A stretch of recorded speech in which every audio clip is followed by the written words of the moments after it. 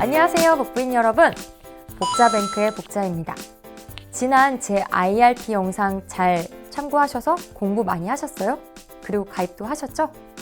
오늘은 여러분들이 그동안 IRP에 대해서 궁금해하셨던 것들, 댓글로 달아주셨던 것들을 토대로 제가 Q&A 시간을 한번 가져보려고 해요.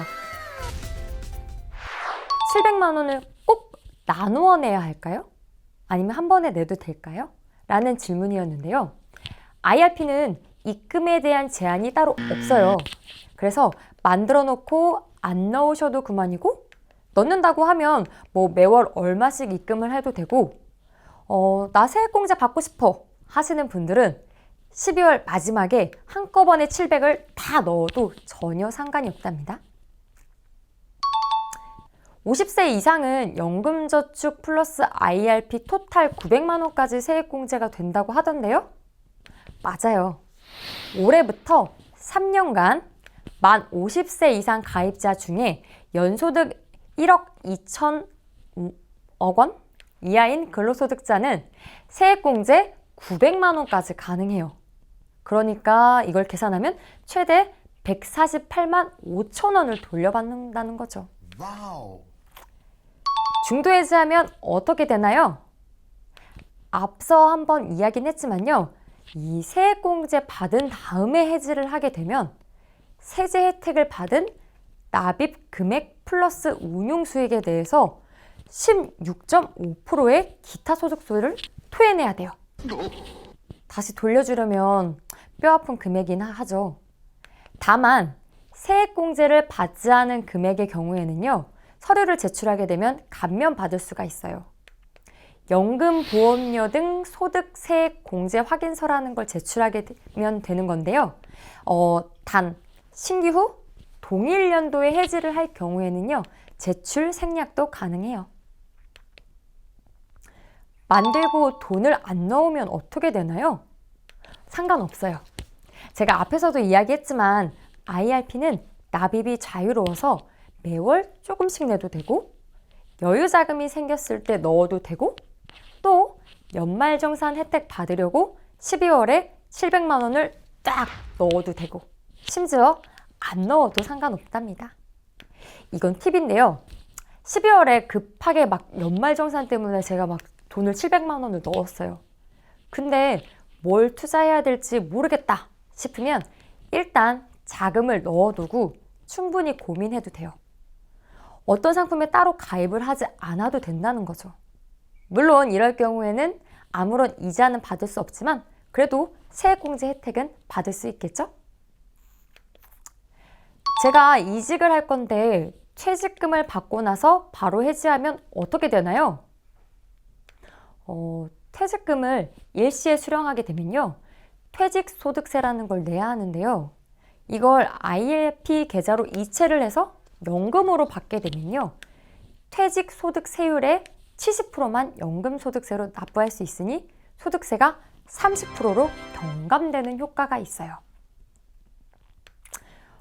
제가 퇴직을 하려는데 회사에서 IRP를 만들래요. 왜 그래야 돼요? 2012년 7월부터 이직이나 퇴직을 하게 되면 반드시 IRP 계좌로 받으라고 법이 바뀌었어요. 퇴직금을 IRP로 입금을 하게 되면 퇴직소득세를 차감하지 않고 넣어주기 때문에 그 세금까지 투자를 할 수 있다는 장점이 있어요. 이게 무슨 말이냐면요.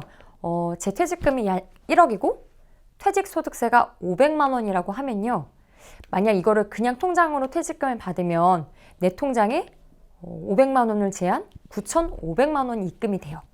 하지만 이 퇴직금을 IRP로 입금하게 되면 1억 그대로 입금이 되기 때문에 이 세금인 500만 원도 투자를 할 수 있다는 장점이 있는 거죠.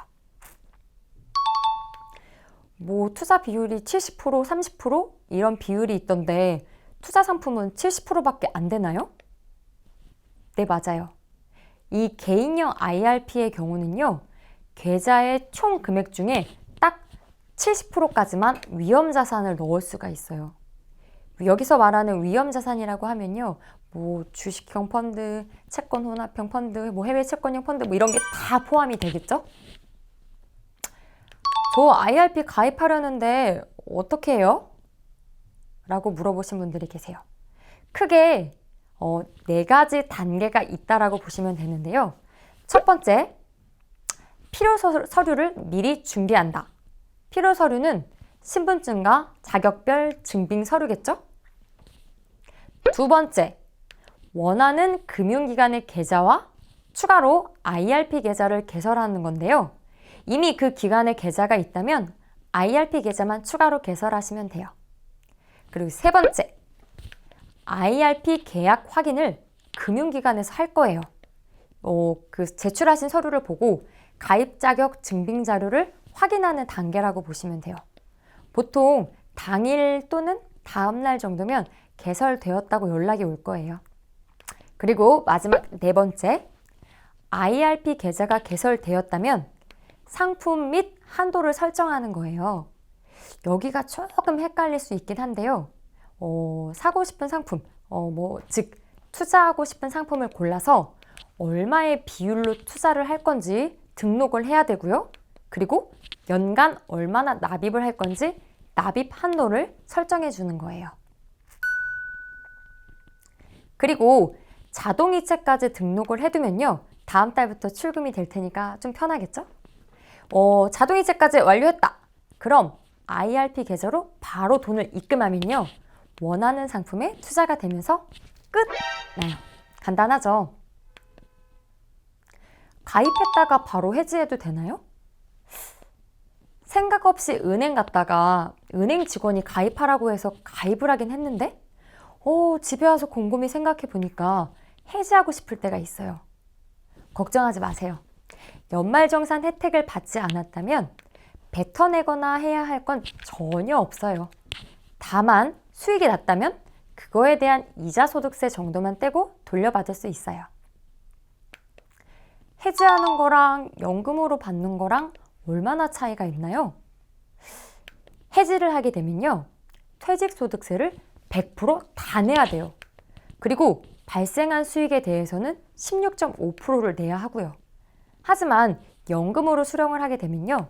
퇴직소득세는 딱 70%만 내고 발생한 수익은 연령에 따라 3.3에서 5.5%만 부과하니까 훨씬 저렴하죠.